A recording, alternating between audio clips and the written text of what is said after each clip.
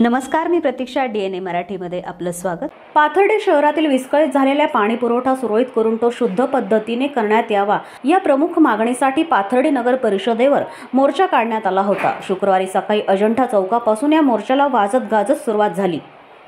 नगर परिषद कार्यालयातील मुख्य अधिकारी यांच्या दालनात मोर्चेकरांनी घोषणाबाजी देत मुख्य अधिकाऱ्यांचा निषेध केला.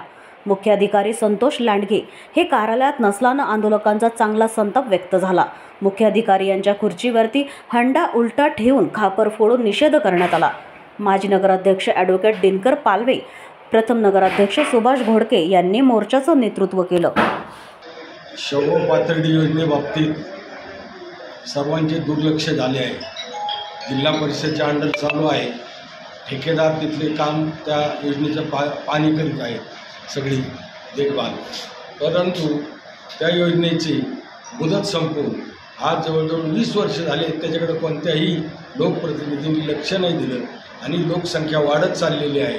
आणि लोकसंख्या वाढत असल्यामुळे की पाण्याचे जे कमी प्रमाण येतं असं यांचं म्हणणं आहे. पण त्यावरही जे पाणी येतं त्यावर यांनी जिल्हा परिषदेने लांब जर पाहिलं तर पाथर्डी तालुक्यामध्ये कासरपिंपळ, हनुमान टाकळी आणि पैठणहून जरी पाणी आणलं तरी ते पाणी तालुक्याला ज्या ज्या ठिकाणी टंचाई असेल त्या ठिकाणी पुरवता येईल. आणि चौगाव पाथर्डी या दोन्ही ठिकाणचं जे दोन्ही नगरपालिका हद्दीत आहे त्या नगरपालिका हद्दीमध्ये त्यांनी नळानी पाणी जे नळपट्टी घेते त्याप्रमाणे त्यांनी पाणी दिलं पाहिजे. पण त्यामध्ये दुर्लक्ष असल्यामुळं आणि मुख्य अधिकारी संबंधित अधिकारी त्याकडे कोणीही लक्ष देत नाही. आणि जे राजकारणामध्ये विरोधी पक्ष आणि पक्ष असेल ते पक्ष सगळ्या झोपलेले आहेत. त्यामुळे दिनकरराव पालवे यांनी पुढाकार घेऊन आज मोर्चा काढला आणि मोर्चा काढून कमी प्रमाणात लोक होते. आणि त्यामध्ये की खेडकर साहेब हेही हजर राहिले, मीही हजर राहिलो.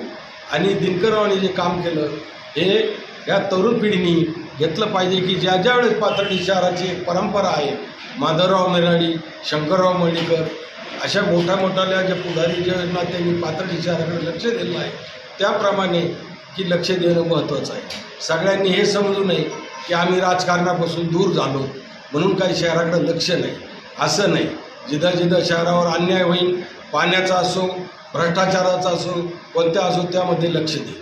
आणि पाथर्डी तालुक्यात जर पाहिलं तर की जर आज पाथर्डी शहराला पूर्ण पाणी जर की बोरला जर आणायचं असलं तर इथं मढीपर्यंत मुळा डॅमचं पाणी आलं आहे.